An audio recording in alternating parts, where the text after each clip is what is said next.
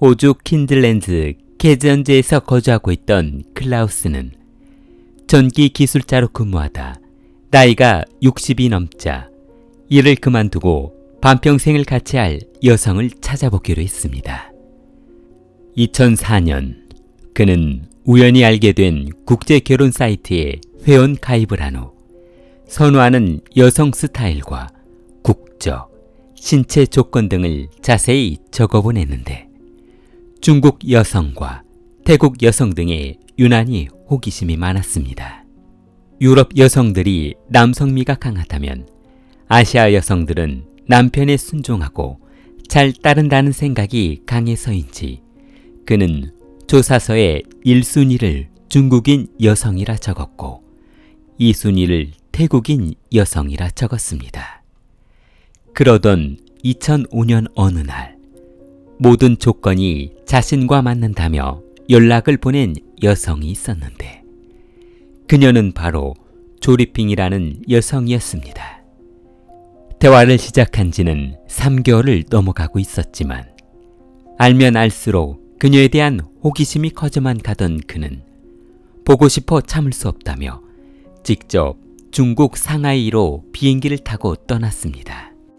상해에서 조그만 사업체 일을 도와주며 약 3개월간 정착한 그는 일이 끝나면 곧바로 그녀에게 전화를 걸어 서로를 알아가는 시간을 늘려갔습니다. 그런데 올해 42세인 그녀가 이혼 경력이 있는 어린 아들이 하나 딸린 상황이라는 말을 듣고 그럼 차라리 잘 됐다는 생각을 했습니다.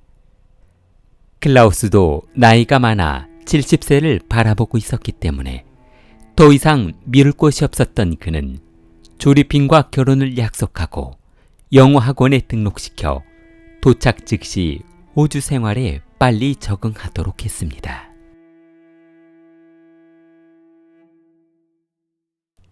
(2011년 10월) 정적이 흐르는 저녁 노란 백열천 등이 비추는 식탁 아래 미동도 없이 앉아있는 두 사람은 누가 먼저 말을 걸어주기만을 기다렸습니다. 불신으로 찌들어 무거워진 그녀의 마음은 깊은 한숨으로 짐작할 수 있었는데 식사를 마친 그녀는 빨리 그릇을 정리한 후 안방으로 들어가 서류 가방을 들고 나왔습니다. 무슨 영문인지 몰랐던 남편은 다소 긴장한 말투로 그녀의 손을 잡아봤지만 조리핑은 이혼 서류를 탁자 위에 올려놓으며 이제 그만 이혼하자는 말을 했습니다.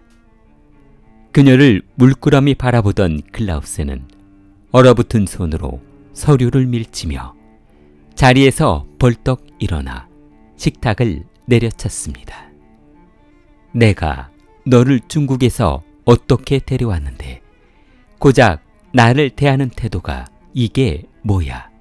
라며 고함을 질렀습니다. 분이 안 풀린 클라우스는 두 손으로 식탁을 잡고 흔들어대다 주방 한쪽으로 집어 던져버렸습니다. 나 아니면 중국 촌구석에서 설거지나 하고 돈도 없어서 비참하게 살 것을 데려왔더니 이따위로 할 거야 라며 분이 풀리지 않은 말투로 소리를 질렀습니다. 평소에 다혈질적인 남편의 성격을 잘 알고 있었던 그녀는 더 큰 문제가 생기기 전에 작은 방으로 들어가 문을 잠궜습니다. 방문에 기대 하염없이 흐르는 눈물을 닦던 그녀는 중국에 있는 친구에게 나 오늘 너무 무서워. 남편에게 이혼 이야기를 했더니 다른 사람으로 변했어. 문자를 작성하고 발송을 보냈으나 문자는 정상적으로 보내지지 않았습니다. 9시 5분 조용하던 집안에 망치로 문을 부수는 소리가 울려 퍼지고 방 안으로 들어온 클라우스가 그만해. 분명히 경고했지. 그만하라고. 라며 소리를 치자 그녀는 닥쳐. 이번에는 절대로 그냥 넘어가지 않을 거야. 라며 맞받아쳤습니다.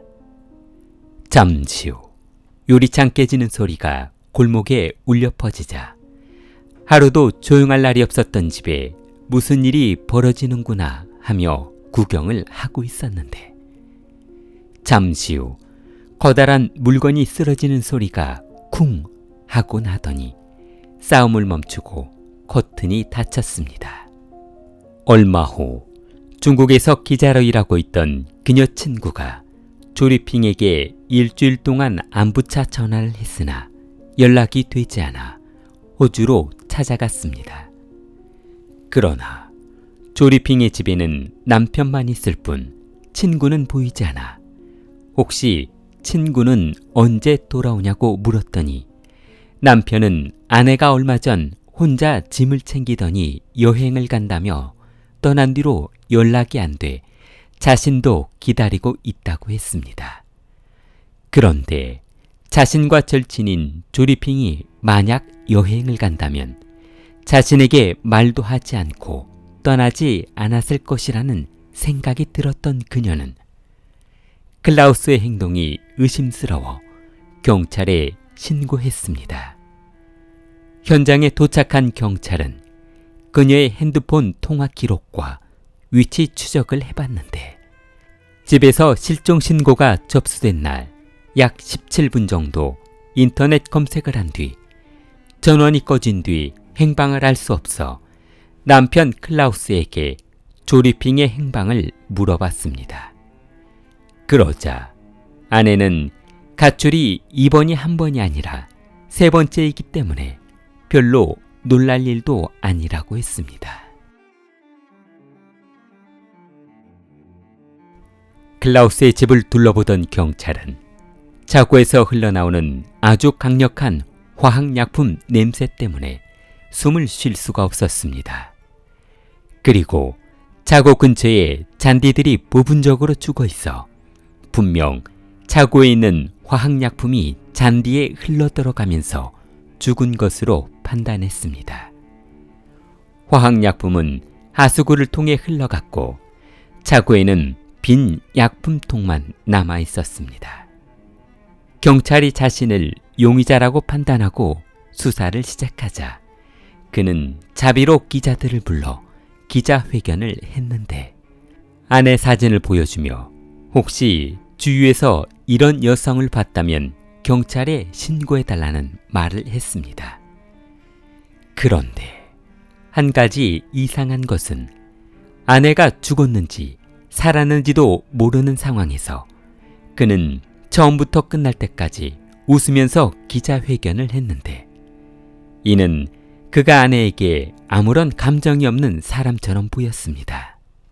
그러자 이 모습을 보고 있던 경찰은 그에 대한 의심이 커져 실종사건 당일 전후 이동 경로를 조사해 보기로 했습니다. 11월 2일 경찰은 조리핑의 신용카드 사용 내역을 조사하던 중 현금 지급기에서 돈을 인출한 기록을 찾아냈는데 돈을 찾아간 사람은 그녀가 아닌 남편 클라우스였습니다. 그리고 10월 31일부터 11월 2일까지 농자재 마트에 들어가 직원에게 무엇인가를 묻더니 염산 20리터짜리 3병 60리터를 구매해 카트에 싣고 장갑과 비닐봉투를 담아 계산하기 위해 카운터로 갔습니다. 그러자 직원은 이 약품은 아주 강한 화학물질인데 괜찮으시겠어요? 라고 묻자 그는 정원풀을 죽이려는데 사용하려고 합니다. 라고 하며 계산을 마치고 집으로 돌아왔습니다. 어두운 밤 집안에 불을 끄고 창고에서 고무장갑을 낀 채 커다란 플라스틱 페스통 뚜껑을 연 그는 통 안에 염산을 집어넣고 모든 증거를 없애버렸습니다.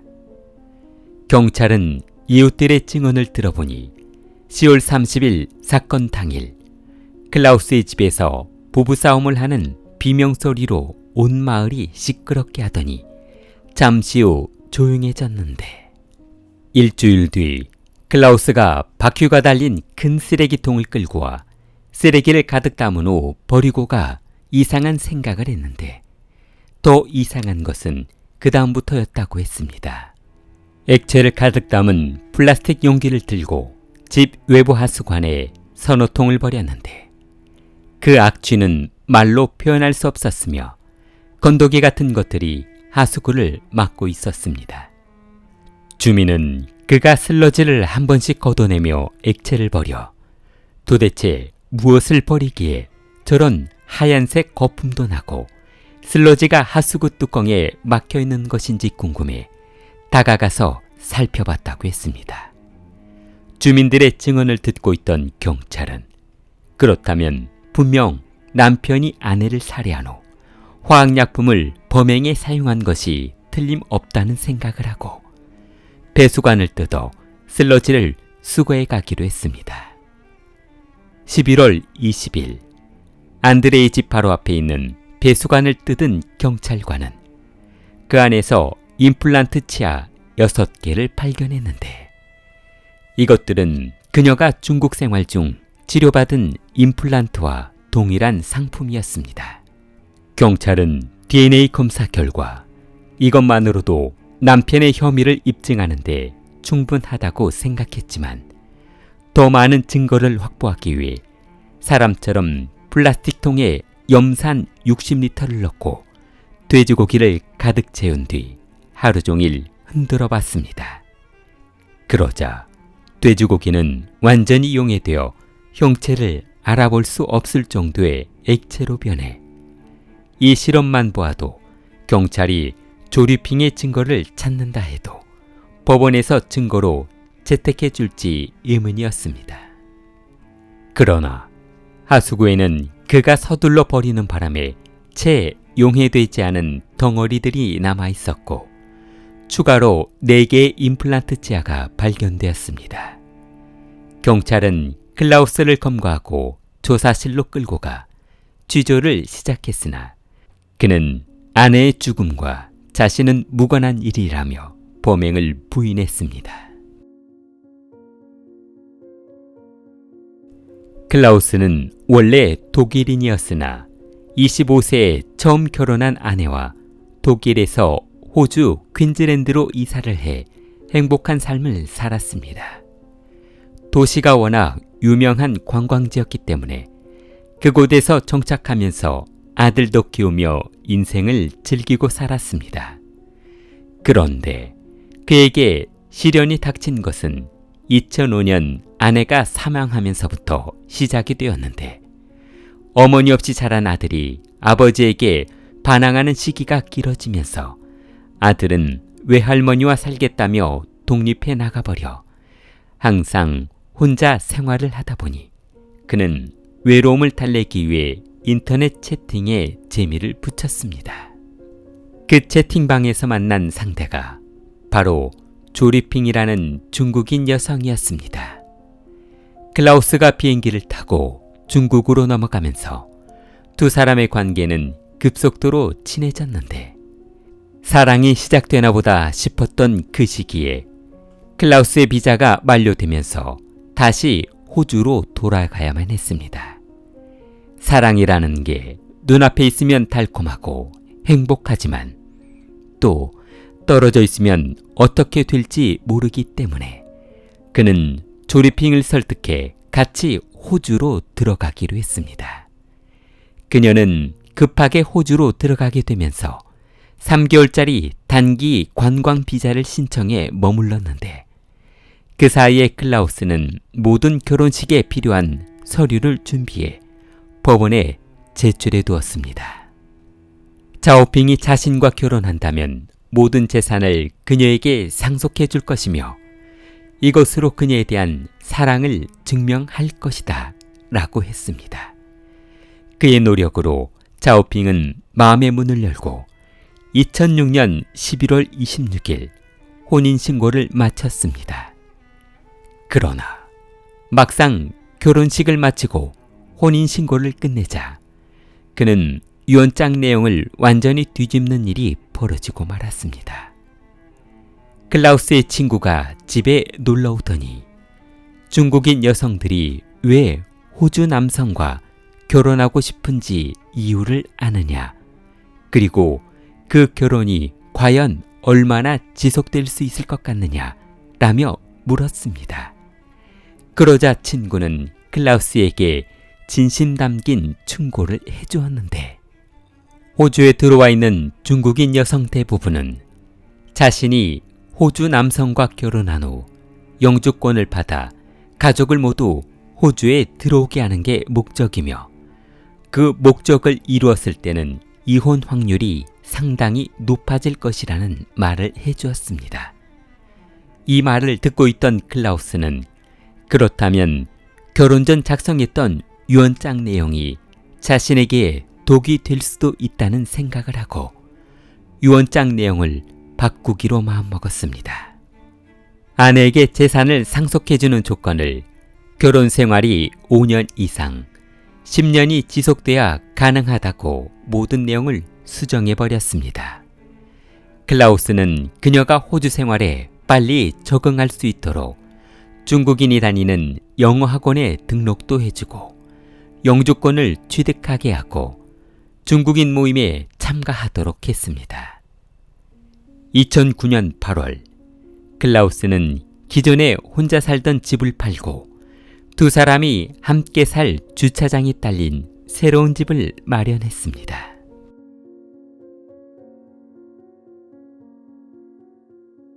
안정된 생활, 일정한 패턴. 그가 꿈꾸었던 결혼 생활이 무르익어갈 무렵인 1년 뒤, 집으로 우편물 하나가 도착했습니다. 발신지는 이민국이었는데 클라우스는 우편물을 손에 들고도 이것이 무엇인지, 왜 자신의 집에 이런 우편물이 와 있는지 알지 못했습니다. 2010년 조리핑은 혼자서 이민 조정 신청을 접수했는데 파트너 비자와는 별개로 가족 초청 비자라는 것을 이용해 중국 고향에 있는 아들을 남편 몰래 들여오기로 한 것이었습니다.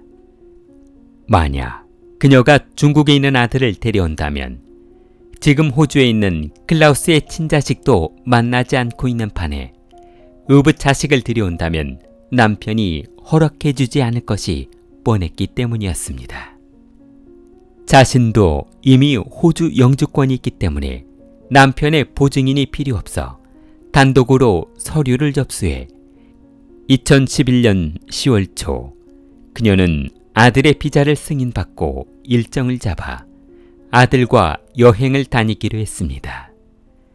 클라우스는 만약 중국에서 그녀의 아들이 들어오게 된다면 이혼 신청 후 법원에 재산 분할 신청을 할 것이 뻔한데, 그렇게 되면 평생을 전기 공사하며 벌어둔 돈으로 어렵게 마련한 집을 한순간에 빼앗기는 억울한 일이 발생할 것 같았습니다.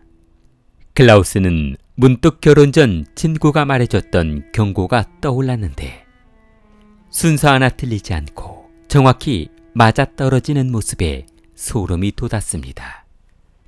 이것이 중국 여성들의 수법이구나 하며 정신을 차리지 않으면 모든 것을 빼앗길 수 있을 것이라는 생각을 한 그는 정신이 번쩍 들었습니다. 결혼 전부터 모든 것을 속이고 결혼했으며 자식들과 가족을 호주로 불러들이기 위한 연극이었구나 라는 생각을 하자 분이 풀리지 않아 거실로 그녀를 불러 어떻게 그렇게 감쪽같이 자신을 속이고 그런 행동을 할 수 있냐며 서운해했습니다. 며칠 뒤 아들이 호주에 입국하자 그녀는 남편과 싸우기 싫다며 지인 집에 머물겠다며 집을 나가버렸는데, 이 광경을 보고 있던 클라우스는 이게 무슨 부부관계인가, 남도 이것보다는 친하게 지낼 것이라는 생각이 들었습니다. 모든 것을 속았다고 생각했지만 그때는 너무 늦은 후였고 이제라도 그녀에게 재산 반절을 빼앗기지 않으려면 정신을 차리고 협상하는 것이 좋을 것 같았습니다.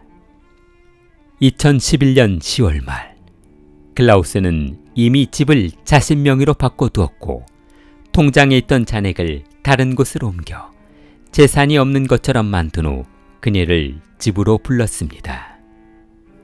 클라우스는 그녀에게 위자료로 5만 달러를 제시하자 자오핑은 그 돈으로는 불가능하다며 결혼식 때 받은 결혼 반지와 예물들을 돌려주었습니다. 2011년 10월 25일 그녀는 우연히 남편의 핸드폰에서 DA라는 태국 여성과 주고받은 문자를 보고 배신감을 느꼈는데 그동안 자신은 고상한 척, 자상한 척은 다 하고 살았으면서 실상은 아내 몰래 만나는 여자가 따로 있었다고 생각을 하니 배신감을 참을 수 없었습니다. 2011년 10월 28일 중국에서 정리해야 할 일이 있었던 그녀는 돈도 좀 생겼겠다. 중국에 들어간 김에 임플란트 수술을 하기로 하고 예약을 잡았습니다. 그런데 그녀가 중국으로 잠시 가 있는 사이 클라우스는 만남 채팅에서 한 여성을 알게 되어 이메일과 문자를 주고받았는데 채팅으로 알게 된 태국인 여성 DA를 호주로 놀러 오라고 해 그녀와 함께 여행을 떠났습니다. DA는 여동생도 호주 남성과 결혼해 살고 있어 자신도 자상한 호주 남성을 만나 행복하게 살고 싶다고 했습니다. 그러나 사실은 DA는 태국에 결혼한 남편이 있으며 올해 초등학교에 다니는 아들이 있었는데 이런 사실은 감쪽같이 숨기고 오로지 결혼에 대한 이야기만 했습니다. 순진했던 클라우스는 중국인 여자들한테 질려 다른 여자를 만나볼까 했지만 그건 자신만 모르는 대사기극에 휘말려 들기 일보 직전이었습니다. 10월 30일 조리핑이 중국에서 돌아오자 그의 핸드폰과 이메일에 D라는 여성과 주고받은 문자를 확인하고 포크를 들어 클라우스를 찌르려는 행동을 하며 불륜 사실을 털어놓으라고 화를 냈습니다. 그러면서 재산의 절반을 자신에게 줄 것이며 집도 자신에게 달라고 했습니다. 그러자 화가 머리끝까지 난 그는 참을 수 없어 그녀를 밀쳤는데 식탁 모서리에 머리를 부딪힌 그녀는 쓰러진 후 의식이 없어 아내를 흔들어 깨워봤으나 바닥에 흥건한 피를 보고 경찰에 신고하려다 전화기를 내려놓으며 침착하게 생각해봤습니다.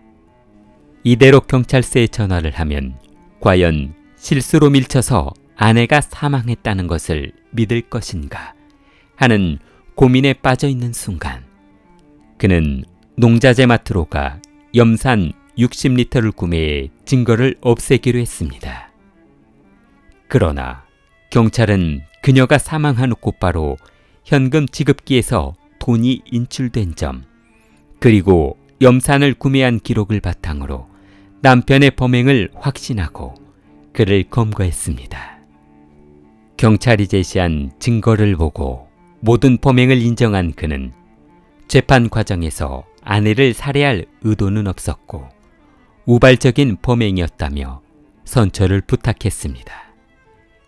그러나 법원은 그의 행동은 아주 치밀하게 계획되어 있었고 우발적이지 않았다고 했습니다.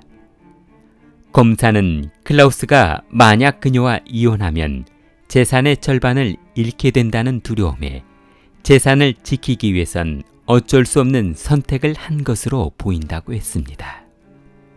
법원은 클라우스에게 종신형을 선고하고 2048년까지 가석방을 불가한다고 판결했습니다. 길리를 사랑하는 마음을 좋아요와 구독으로 표현해보세요. 길리였습니다.